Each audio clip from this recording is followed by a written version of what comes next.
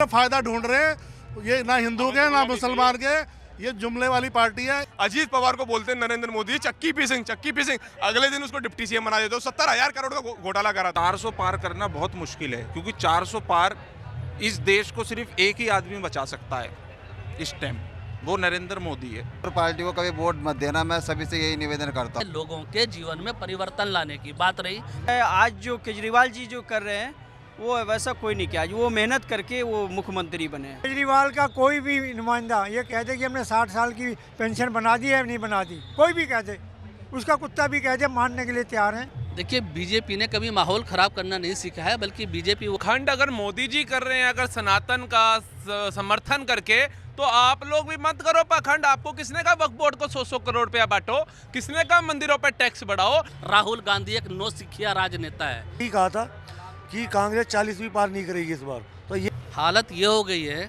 कि अखिलेश ने राहुल गांधी की कांग्रेस को खत्म कर दिया और राहुल गांधी ने अखिलेश यादव की समाजवादी पार्टी को खत्म कर दिया। नमस्कार, आप देख रहे हैं TV7 भारत और इस समय मैं दिल्ली में मौजूद हूँ, जिसका एक मुख्य कारण है लोकसभा चुनाव। लोकसभा चुनाव जैसे जैसे नज़दीक आ रहा है, राजनीतिक पार्टियां अपनी अपनी ओर से अलग अलग तरीके से बयानबाजी भी कर रही है। ऐसे में राहुल गांधी ने बोला कि पीएम मोदी भ्रष्टाचार के चैंपियन हैं और तमाम इस तरह के बयान से जो है राजनीति हलचल जो है वो तेज़ हो जाती है।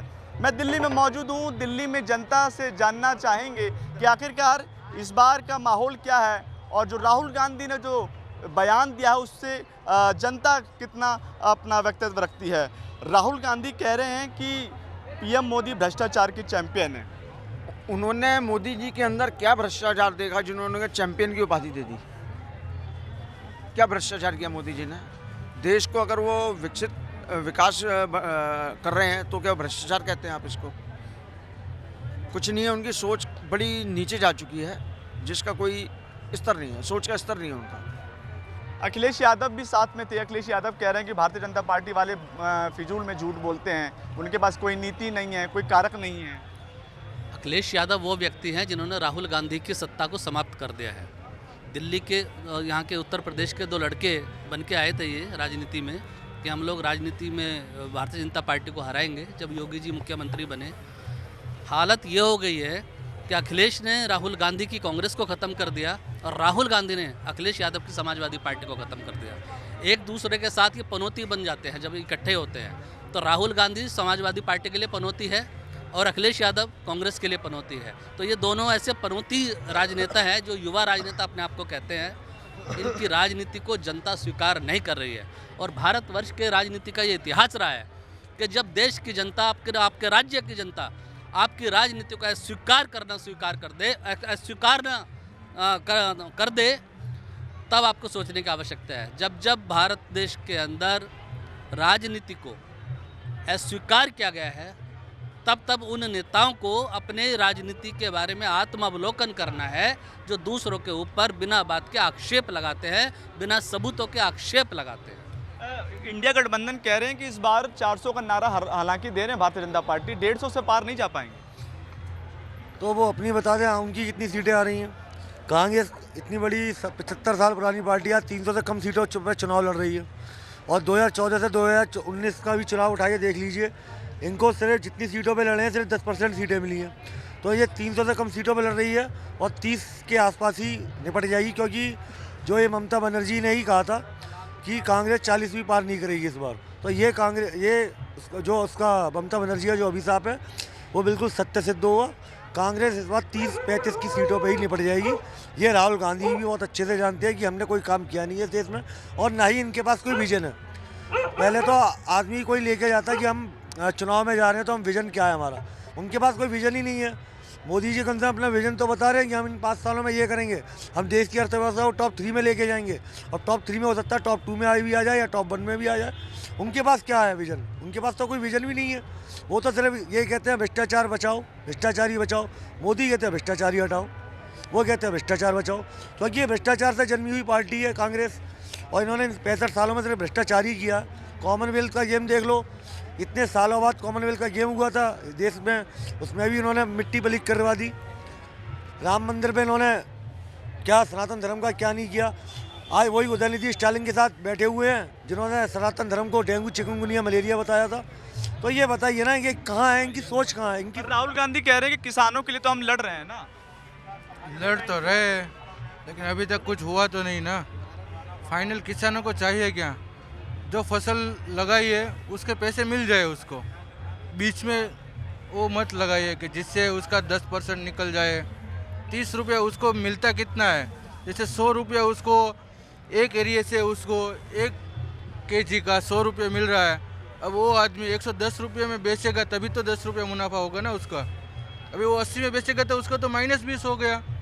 तो ये है कि भाई फार्मर्स के ऊपर पूरा हमारा भारत है, कृषि प्रधान देश है, फार्मर्स को सपोर्ट करना चाहिए। किसान आंदोलन भी हुए हैं, किसानों में रोष है भारतीय जनता पार्टी के खिलाफ। ऐसा लगता है कि कहीं ना कहीं भारतीय जनता पार्टी किसानों की नहीं है। देखिए, किसानों में अगर रोष होता तो राजस्थान, छत्तीसगढ़ और मध्य प्रदेश मोदी सरकार नहीं जीत सकती थी, जबकि कांग्रेस के दिग्गज नेता राहुल गांधी ने भारत जोड़ो यात्रा तक कर डाली।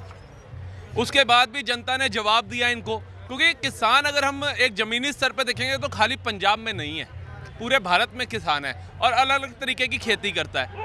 अब ये कहते हैं कि भाजपा शासित राज्यों में किसान बाहर नहीं आने देती भाजपा सरकार, तानाशाही की सरकार है। तो आप बता दो, जहां कांग्रेस की सरकार है और अदर्स विपक्ष की सरकार है, वहां के किसान क्यों नहीं आए धरने प्रदर्शनों में? वो क्यों सड़कों पे ब्लॉक करने के लिए नहीं निकले? सिर्फ पंजाब का किसान क्यों निकला? और पंजाब का किसान जो 2019 में आया था उतनी तादाद में क्यों नहीं आया? आप बताइए। और पंजाब के किसान ने जो आकर के लाल किले के ऊपर हरकत करी थी, क्या वो सम्माननीय हरकत थी? क्या ये स्क्रिप्टेड, आप कहना चाह रहे स्क्रिप्टेड है? बिल्कुल बिल्कुल सर, जब जब इलेक्शन आता है, आप देख लो किसी राज्य में इलेक्शन आ रहा हो या लोकसभा का इलेक्शन हो, तब तब ऐसी गतिविधियां होती हैं उत्पन्न, इसमें कोई दो राय नहीं है। मतलब आप क्या चाहते हो, आज से पहले आप लोगों ने क्यों नहीं, आज मोदी सरकार में ही आपको सारी चीज़ें याद आ रही हैं लेनी?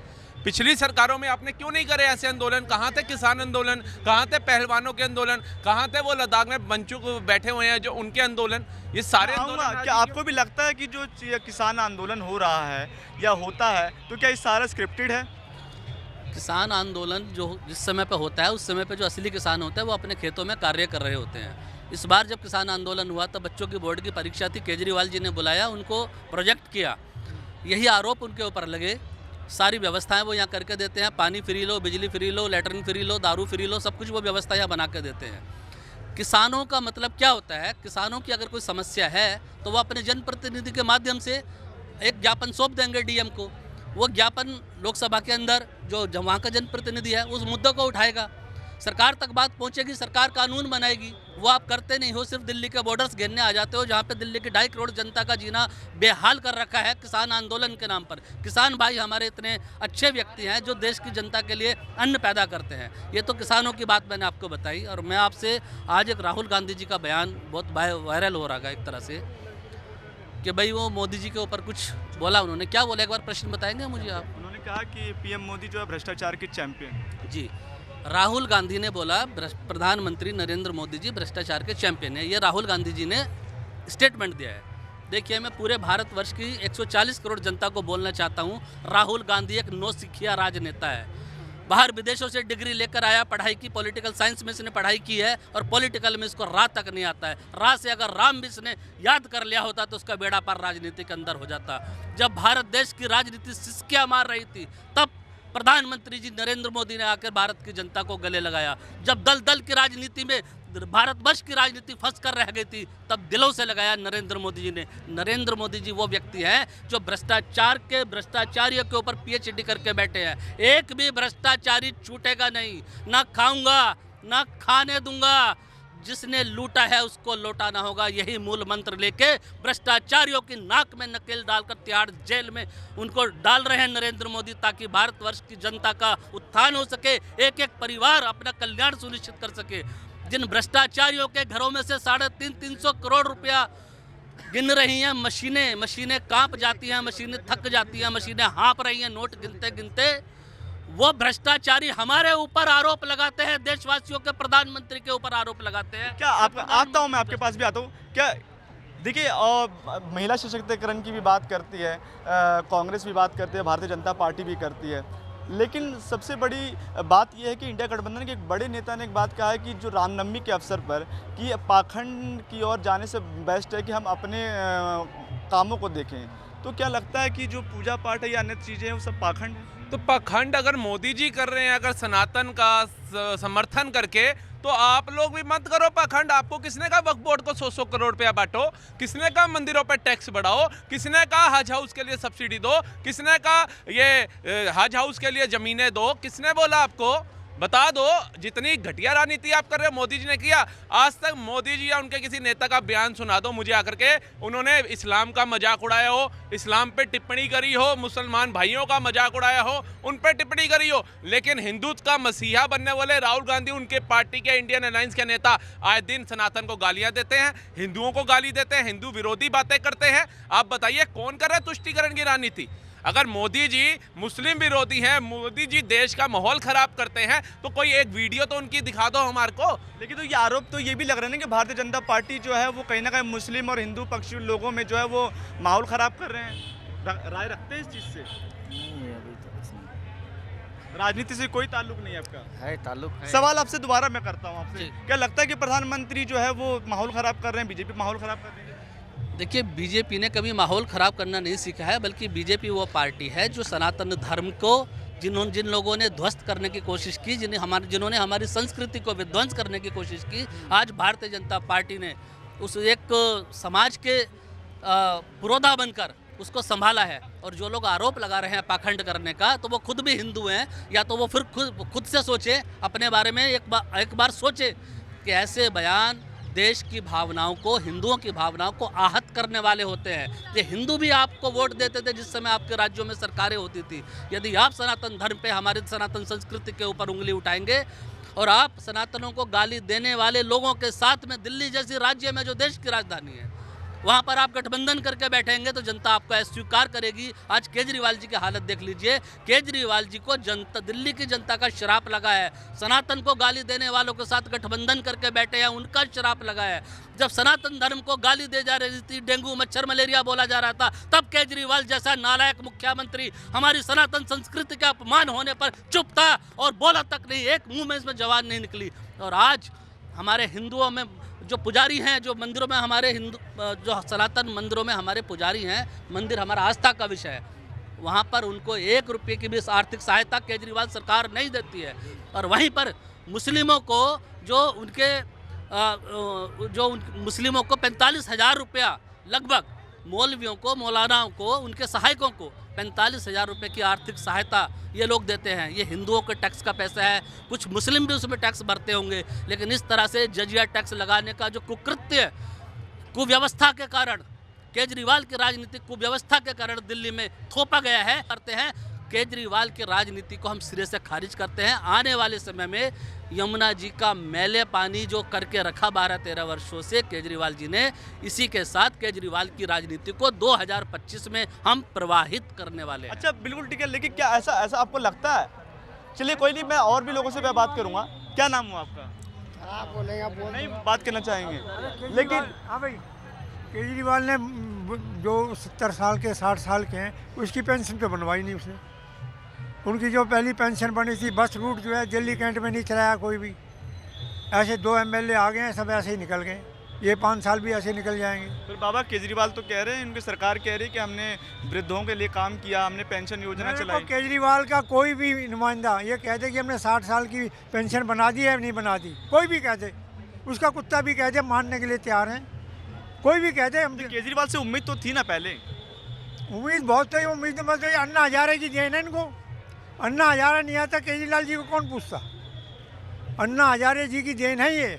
आपके हिसाब से तो पार्टी कौन सी, किस पे आपका पार्टी का मतलब नहीं, हमें काम से मतलब है। पार्टी का कौन आपके हिसाब से कौन लग रहा है, कौन काम करेगा? काम तो कोई भी नहीं करता। पहले बस चलती थी दिल्ली कैंट से 729, वो भी बंद करा दी। MLA बाहर के MLA ला के खड़ा कर देते हैं, और इसीलिए अरविंद केजरीवाल जेल में भी है। अब वो तो जो करेगा, अन्ना हजारे ने 2 लेटर लिखे, नहीं सुनी अन्ना हजारे ने, उसको कहा ना जो करेगा भरेगा। बहुत बढ़िया आदमी है, सारी चीज़ ठीक है, लेकिन जनता को तो चाहिए ना काम। क्या ऐसा लगता है कि अरविंद केजरीवाल जो है अन्ना हजारे को क्रॉस करके जो है राजनीति की सीढ़ियाँ चढ़ी है? लगातार लोग भी ये कह रहे हैं। नहीं, वो अपना सोशल वर्क करके वो अपने पब्लिक के बीच में आए हैं। ये कहना गलत है, सबका अपना मेहनत होता है। आज जो केजरीवाल जी जो कर रहे हैं वो वैसा कोई नहीं किया, वो मेहनत करके वो मुख्यमंत्री बने हैं। और उनको इंसाफ मिलेगा। तो आपको अरविंद केजरीवाल के काम आपको पसंद है? हाँ, बहुत, वो अच्छा काम कर रहे लेकिन हैं। भारतीय जनता पार्टी कह रही है कि ये तो भ्रष्टाचार जिस तरह से इन्होंने किया है उसकी नीति है और आज त्याड़ के पीछे। देखिए, बीजेपी को चाहिए जितने भारत में भ्रष्टाचार हैं सबको एक साइड कर करके उनको बंद कर देना चाहिए। वो नहीं कर पाएंगे, वो तो अपने साथ ले लेंगे। आज अगर केजरीवाल जी कुछ बोले तो वो उनको साथ में ले लेंगे। वो ऐसा कुछ है क्या? अगर अरविंद केजरीवाल भारतीय जनता पार्टी के साथ बोले तो ऐसा है कि प्यार से बाहर आ जाएंगे? बिल्कुल हकीकत बात है। अगर आज भारतीय जनता पार्टी वो ज्वाइन कर लेते हैं तो उन पर तमाम जितने मुद्दे हैं भ्रष्टाचार के, वो आप अगले दिन देखना उन्हें क्लीन चिट मिल जाएगी। और ये हमने भारत की राजनीति में देखा है। महाराष्ट्र के अंदर, महाराष्ट्र में अजीत पवार के ऊपर केस था, जब उन्होंने सरकार चलाई बीजेपी के साथ मिलकर तो उन्हें अगले दिन ही क्लीन चिट मिल गई थी। लेकिन नेता ने सिर्फ अपना फ़ायदा सोचता है, जनता बेवकूफ़ बन जाती है इस बीच में। भाई, मैं अपने व्यक्तिगत मामले किस नेता को चुनना चाह रहा हूँ और किस सोच से चुनना चाह रहा हूँ, और कल को वो बागी हो जाता है। भारत के अंदर एक ये कानून बनाना चाहिए भारत की सरकार को कि जो व्यक्ति, जो नेता जिस वोट से और जिस पार्टी से जीता है वो 5 साल अपने पूरे करे, फिर वो कहीं भी जाए। ये जनता के खिलाफ बहुत बड़ा ये लोग धोखा देने का काम करते हैं। तो 2024 के चुनाव में प्रधानमंत्री आप किसको देखना चाहते हैं? देखिए, अभी तो मोदी जी को खुद इस्तीफा दे करके राहुल जी को आगे कर देना चाहिए। वो यंग हैं, यंग जनरेशन से, और वो यंग 55 साल का व्यक्ति, 40-45 साल का व्यक्ति अगर यंग है तो फिर इस हिसाब से तो आप सब और हम सब तो पैदा ही नहीं हुए ना। नहीं, देखिए ऐसा नहीं है। यंग को हर मतलब युद्ध जो होता है ना, वो देश का बहुत बड़ा ये होता है, मतलब मजबूत पिलर होता है। आज बूढ़े लोगों को आज आर्मी में और कहीं पे सैनिक में नहीं लिया जाता, जवान लोगों को लिया जाता है। क्यों? देश को बचाने के लिए। तो जवानी अपनी जवानी सिर्फ लोकसभा में बैठ कर आंख मारने में, प्रधानमंत्री के गले पड़ने में बर्बाद क्यों कर दी राहुल गांधी ने? उस समय चाहते तो अपनी पार्टी को खड़ा कर सकते थे और विपक्ष इतना मजबूत करके प्रधानमंत्री की नीतियों के खिलाफ आवाज उठाते संसद के अंदर, राज्यसभा के अंदर, लोकसभा के अंदर, और मुंह तोड़ जवाब देते प्रधानमंत्री नरेंद्र मोदी को। प्रधानमंत्री नरेंद्र मोदी की नीतियों के ऊपर एक प्रश्न चिन्ह तक नहीं लगा सकते राहुल गांधी, और बात करते हैं कि हम मोदी को हरा देंगे, बीजेपी को हरा देंगे। अरे जो पार्टी 60-70 वर्षों तक काम, उन्होंने 65-60 वर्षों तक राज किया भारतवर्ष के अंदर, और अपनी पार्टी को समाप्ति की ओर लेते चले गए, रसातल की ओर लेते चले गए। कहाँ से 60 वर्षों तक राज करने वाली कांग्रेस पार्टी का आज नाम लेने वाला कांग्रेस परिवार के अंदर लोग नहीं बचे हैं। बेटी तक उनको लॉन्च नहीं कर पाए, अपनी प्रियंका गांधी तक कुछ आप राजनीति में तक नहीं ले पाए। ये तो आपकी धरोहर है, ये पूंजी राजनीतिक धरोहर आपकी है। मैं आपको एक बात बता दूं भाई कि ये सरकार को जो है ना जिताना और हराना, ये जो है ना जनता के हाथों में है। तो हम मानते हैं ना इस बात को, आप जनता और मेरे हाथ में है। तो जनता ने आज आप सर्वे देखिएगा, आज आप सर्वे देखिए, बहुत सारे चैनलों का तो वो क्या दिखा रहा है आप खुद देख लीजिए, दोनों 50-50 में है। क्यों? आज जनता क्यों चाह रही है कि राहुल गांधी भी आए? कुछ जनता चाह रही है मोदी जी रहे। आज तो से नहीं आज चाह रही भाई साहब, आज से नहीं चाह रही। लेकिन अरविंद केजरीवाल ने दिल्ली में तो लोगों को बहुत सारे सुविधाएं भी तो दी हैं, 200 यूनिट फ्री बिजली दी है, पानी दी है, अच्छी सुविधाएं भी तो दी हैं। देखिए, पहले इनकी बात का जवाब दे दूं। 2014 के सर्वे में भी नरेंद्र मोदी को हरा रही थी, 2019 के सर्वे में भी हरा रही थी, और 2024 में आप कह रहे हैं 50-50 आ रही है। ये वही जनता है जिन्होंने पूर्ण बहुमत के साथ नरेंद्र मोदी जी को भारत की सत्ता के ऊपर प्रधानमंत्री नियुक्त किया है, बिठाया है, विश्वास के साथ बिठाया है, क्योंकि प्रधानमंत्री गारंटी है लोगों के जीवन में परिवर्तन लाने की। बात रही केजरीवाल की, केजरीवाल ने दिल्ली, नहीं, मोदी जी को जनता ने बहुत अच्छा काम किया, 10 साल दिया, 10 साल में उनको जितना काम करने का था वो कर दिए। अब उनको सीधा राहुल गांधी को उनको दे देना चाहिए, देश को हवाले। इसका फैसला तो जनता करेगी ना। बेस चुनाव तो इसीलिए तो बनाया गया है कि चुनाव एक पैटर्न बनाया गया है। चुनाव और वोट के जरिए ही राहुल गांधी आएंगे। हम बंगाल से हैं, ममता बनर्जी जो है मोदी जी से कहीं आगे है वो मेरे नज़र में। बंगाल से हैं, संदेश खाली पे बुलाया नहीं राहुल गांधी को आपने कि माताओं बहनों के साथ कितना अत्याचार हो रहा है, ये कुर्ता फाड़ रहा था राहुल गांधी मणिपुर वाली घटना के ऊपर। तो संदेश खाली में राहुल गांधी क्यों नहीं गए? हवाई जहाज में जाते ना, वहाँ पे जाके 2 घंटा नहीं लगता भाई सब जाने में। जहाँ पे महिलाओं की इज्जत लूटी जा रही थी वहाँ राहुल गांधी नहीं जाता, और राजनीतिक मंचों से महिलाओं को नाचने वाली बोलता है। ये राहुल गांधी कांग्रेस का प्रधानमंत्री बनेगा, आप चाहते हैं? पर राहुल गांधी तो लगातार जैसे भ्रमण कर रहे हैं, वो तो कह रहे हैं कि हम महिलाओं के साथ खड़े हैं, हम तो लोगों के साथ खड़े हैं, किसानों के साथ खड़े हैं। उन्होंने कहा कि हमारे राज्य में कभी महिलाओं के साथ इस तरह की घटनाएं नहीं हुई, बीजेपी के राज्य में तो बच्चियों को उठा लिया जाता है। जब दामनी वाला हादसा हुआ था तो किसकी गवर्नमेंट थी दिल्ली में और सेंटर में? किसकी थी? भाजपा की थी। तो फिर हादसे कब नहीं हुए? और एक बात बताइए, 5 सेंटर में मोदी गवर्नमेंट है, दिल्ली में स्टेट गवर्नमेंट में केजरीवाल है। पांडव नगर का हादसा कोई नहीं बोल रहा। एक 4 साल की बच्ची के साथ 4 बंदों ने क्या हादसा किया? पर कांग्रेस तो कह रही है ना कि हादसे तो अभी भी हो रहे हैं पर उनको दबा दिए जाते हैं। क्यों? कौन दबा रहा है? मतलब दिल्ली का हादसा कौन दबा रहा है? दिल्ली का हादसा कौन दबा रहा है? संदेश खाली का हादसा कौन दबा रहा है? वहाँ नहीं बोल रहे, सिर्फ इनको दिखाई दे रहा है मणिपुर। राजस्थान का हादसा वो कौन दबा रहा है? महिलाओं के साथ हर जगह क्या क्या नाम हुआ आपका भैया? मुकेश कोहली। 2024 के इलेक्शन में आप क्या लगता है इस बार प्रधानमंत्री किसको देखना चाहते हैं? नरेंद्र मोदी जी को देखना चाहता हूँ। और मैं सभी भाई से एक निवेदन करूँगा, भाई देखो, अगर बच्चे सुखी से पल गए ना और 2 रोटी कम हो, सुकून से खाओगे, उसे ज़िंदगी कहते हैं। और ऐसी ना चोर पार्टी को कभी वोट मत देना। मैं सभी से यही निवेदन करता हूँ। जो ना धर्म के राजनीति पे, अब लोग कहते हैं मोदी धर्म की राजनीति करता है। धर्म की राजनीति तो कांग्रेस ही करती है। हाँ, एक स्पीच सुनी होगी राहुल गांधी की, उसने ये बोला था, अगर हम सत्ता पे आ गए हम हिंदुओं को ख़त्म कर देंगे। हम पागल हिंदुओं से वोट देंगे? कद्दू भी वोट नहीं देगा हमारा। तो हमें अपने आप को ख़त्म करवाना है क्या? इसलिए कांग्रेस पार्टी को हम बिल्कुल बाय बाय करेंगे बस इस बार। सनातन विरोधी आप भी इनकी बातों से वाकिफ रखते हैं क्या? बिल्कुल सहमत है, बिल्कुल सहमत है। आगे आजी। एक रोटी कम खाइए, लेकिन राष्ट्रवादी पार्टी, राष्ट्रवादी विचारधारा को वोट दीजिए, अपना समर्थन दीजिए। जो राष्ट्र के विकास के लिए अच्छी सोच रखती हो, ऐसे में सिर्फ और सिर्फ नरेंद्र मोदी एक उदाहरण है जो हमारे भविष्य को, हमारे देश के भविष्य को उजागर, और उनके नेतृत्व में आने वाले समय में भारत 5वीं से तीसरी अर्थव्यवस्था पर पहुंचने वाली है।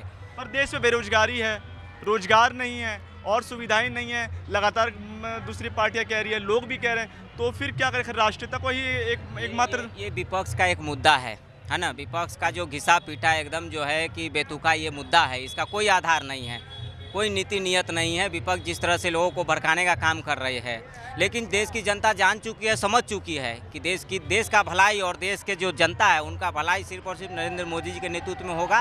क्योंकि नरेंद्र मोदी खुले मन से कह रहे हैं कि हम भारत को विकसित बनाएंगे। ये सपना दिखा रहे हैं मोदी जी, और सपना को पूरा करने का भी काम कर रहे हैं मोदी जी। तो पूरे तरीके से हम लोग मोदी जी के साथ हैं। हम लोग चाहते हैं कि हमारा भारत विकसित बने। मोदी जी कह रहे हैं कि आने वाले समय में भारत का अपना स्पेस स्टेशन हो, तो हम लोग ये चाह रहे हैं कि बिल्कुल हम लोग का अपना स्पेस स्टेशन हो मोदी जी। तो पूरे तरीके से मैं आता हूँ आपके पास। क्या लगता है कि बाबू कि 2024 के इलेक्शन में मोदी जी आएंगे और मोदी जी के राज्य में युवाओं को बहुत फायदा मिला है? बिल्कुल जी, आएंगे नरेंद्र मोदी जी।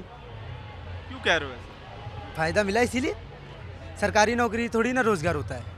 आज गूगल का डाटा है 96% लोग बताइए ये सरकारी नौकरी के पीछे भाग रहे हैं, प्राइवेट सेक्टर में जाना नहीं चाहते। तो प्राइवेट सेक्टर वालों को क्या होगा ये बताइए? आप मतलब सरकारी नौकरी कर ये बताइए 2 घंटा जाकर मतलब नौकरी कर वहाँ पर आराम करना चाहते हैं, ये बताइए।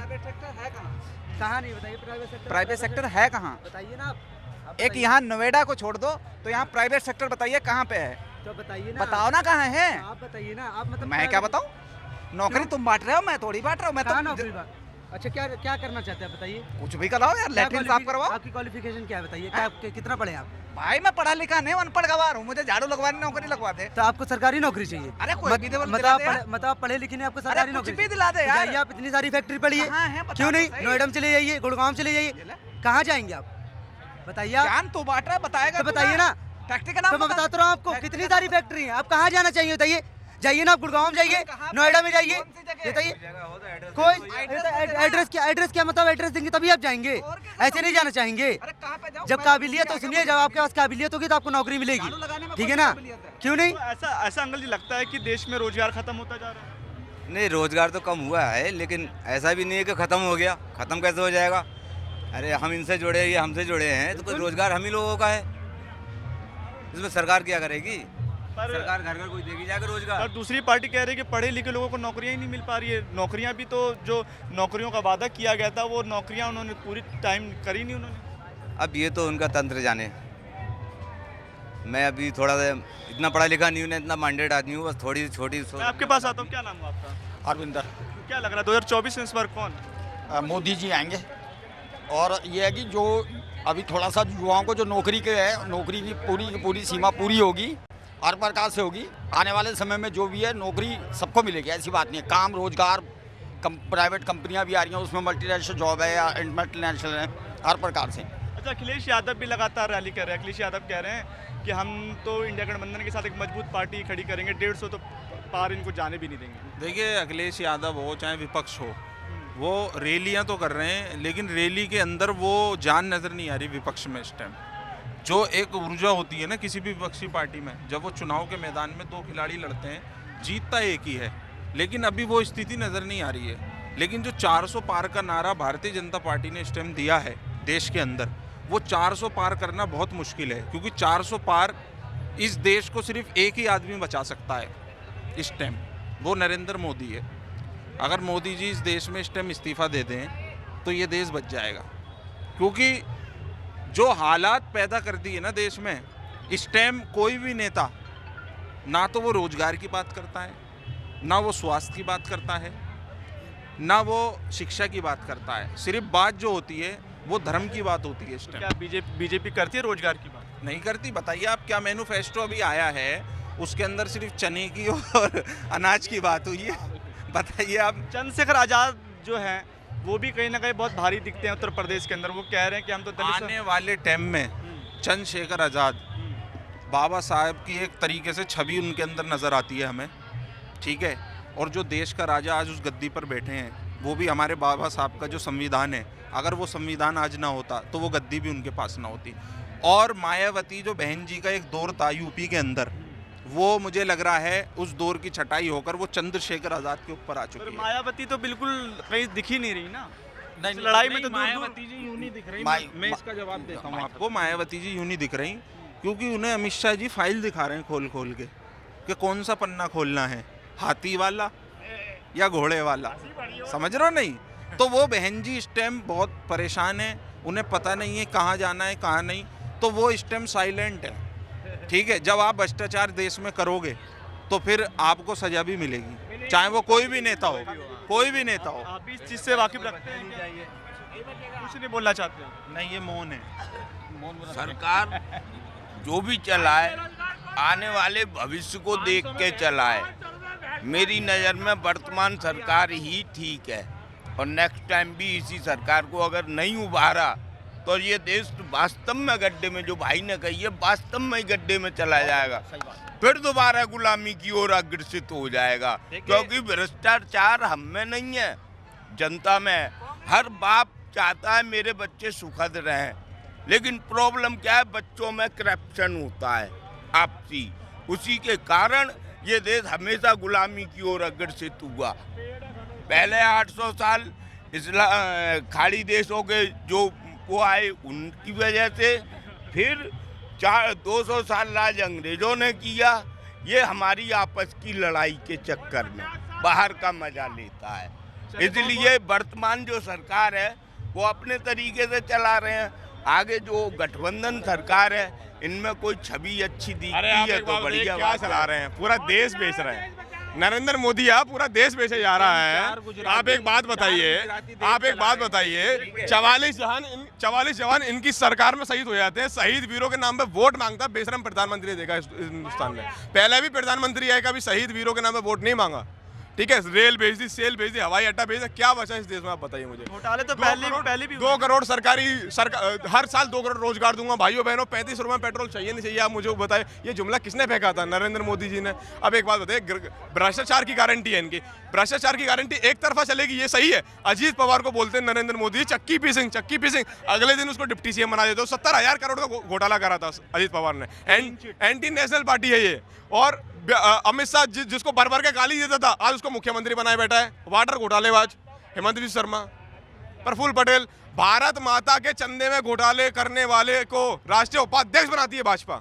ये भाजपा का चाल चरित्र चेहरा है। तो क्या मतलब कहने से वॉशिंग मशीन कहना चाह रहे हैं क्या? बिल्कुल, भाजपा एक वॉशिंग मशीन है, इधर से डाली उधर से सदाचारी बन के बाहर हो जाता है। इन लोगों ने 52 साल तिरंगा नहीं फहराया भैया। इन लोगों से देशभक्ति सीखेंगे हम? हाँ बताइए आप। मणिपुर में नग्न अवस्था में हमारी बहन बेटियों को नंगा दौड़ाया गया, हाँ, और प्रधानमंत्री एक टिप्पणी नहीं करे, उस पर बोलेंगे आप? नहीं बोलेंगे। काली ने भी हुआ था, राहुल गांधी ने टिप्पणी नहीं करी। बधाइयों में 2 लोगों ने हाँ कोई बात नहीं बधाई। प्रधानमंत्री है, सांसद तो है देश का। प्रधानमंत्री से सवाल होगा ना, तो है ना, सवाल तो प्रधानमंत्री से होगा, किससे होगा? तो देश चला रहे 10 साल से। तो चाह रहा है प्रधानमंत्री तो चाह रहा है ना, बनना तो चाह रहा है ना, अरे बनना तो चाह रहा है ना, क्या बात कर रहा है? देखिए दवाई होते होते दवाई नहीं दिखती और ये अंधभक्ति है, इसकी दवाई नहीं बिकती, ये बात रियलिटी है। क्या खाली संदेश खाली रैली करके आए, प्रधानमंत्री रैली करके आए, चुप हो जाते हो। अरे मणिपुर में रैली क्यों नहीं करते? मणिपुर में रैली क्यों नहीं करते? बधाइयों में बोलो ना, बंगाल में गए ना, अरे बधाइयों में बोलो ना। जहाँ जहाँ डबल इंजन सरकार है वहीं दंगे हुए हैं, नूह में हुए, हरियाणा में हुए हैं, उत्तराखंड में हुए डबल इंजन सरकार, मणिपुर में हुए डबल इंजन सरकार, सारी डबल इंजन सरकार है, वहीं देश में दंगे हुए हैं और बाकी कहीं नहीं दंगे हुए। ये सरकार फेल है। अच्छा ये बड़ा जो ना राम राम का नाम लेते हैं, तो सुनो राम राम का नाम लेते हैं, अरे सुनो मैं जवाब देता हूँ। हाँ मैं बता रहा हूँ ना, ये रघुकुल रीत सदा चली आई, प्राण जाई पर वचन ना जाई। वचन मतलब प्रधानमंत्री जी कहते हैं कि 70,000 करोड़ का घोटाला, वो वचन गया। 2 करोड़ रोजगार, वो कौन सा वचन था, गया। आजकल वचन का नाम इन्होंने गारंटी रख दिया है। तो ये पुराने जुमले जो है ना सारे, 2 करोड़ रोजगार मैंने बोला था क्या? 100 दिन में काला धन आएगा और 15-15 लाख ऐसे मिल जाएंगे कि मैंने बोला था क्या? तो ये इनकी जबान जो है ना, वचन वचन कुछ नहीं मानते, ये कोई भी धर्म नहीं मानते। ये जिन्ना की बाजार पे चादर चढ़ाने चले जाते हैं। पाकिस्तान तो कह रहे हैं कि हम तो राम को ले आए, हम अपने अडवाणी जी गए थे जिन्ना की बाजार पे चादर चढ़ाने, तो ये जहाँ देखते हैं कि वहाँ फायदा हो रहा है, वो हिंदुओं की तरफ भी चले जाते हैं, मुसलमान की तरफ भी चले जाते हैं। ये सिर्फ फायदा ढूंढ रहे हैं, ये ना हिंदू के ना मुसलमान के, ये जुमले वाली पार्टी है। इनके वचन ही, अरे भगवान राम को मार रहे तो वचन भी तो रखो, तुम्हारी जबान ही फिसल जाती है। 70,000 करोड़ घोटाला इसको मैं बोल रहा हूँ, 2 दिन बाद ये मेरा दोस्त हो गया, पार्टी में आके साफ हो गया। क्या यार, चाल चरित्र चेहरा सब खत्म हो गया, पतन हो गया, कुछ नहीं होगा। देश जाग चुका है, इलेक्ट्रल बॉन्ड में करोड़ों अरबों रुपए खा चुके हैं। ये दुनिया का सबसे बड़ा घोटाला है। ये पता कौन बोल रहा है? वित्त मंत्री जो है ना निर्मला सीतारमण, उनके पति ने बोला है। इंटरव्यू दे रहे हैं हर जगह, इनको शर्म नहीं आ रही, इनको शर्म नहीं आ रही। और क्या बोलेंगे ये? इनके पास बोलने को कुछ नहीं है। जाओ भैया, चलिए बहुत किसी और को आने दो। 10 साल हो गए, बहुत कुछ नहीं करा तुमने, किसी और को आने दो, कुछ नहीं करा, कुछ नहीं करा। बहुत बहुत धन्यवाद। तो हम जनता के बीच में मौजूद थे और जनता से हमने जाना कि आखिरकार 2024 के लोकसभा चुनाव में आखिरकार जनता किन किन मुद्दों पर वोट डालने वाली है। ऐसे में हम लगातार जो है हर एक क्षेत्र में जाकर जनता की राय जानने की कोशिश कर रहे हैं। तब तक के लिए आप देखते रहिए TV7 Bharat. Camera person Ram के साथ मैं दीपक कुशवाहा, TV7 भारत, दिल्ली।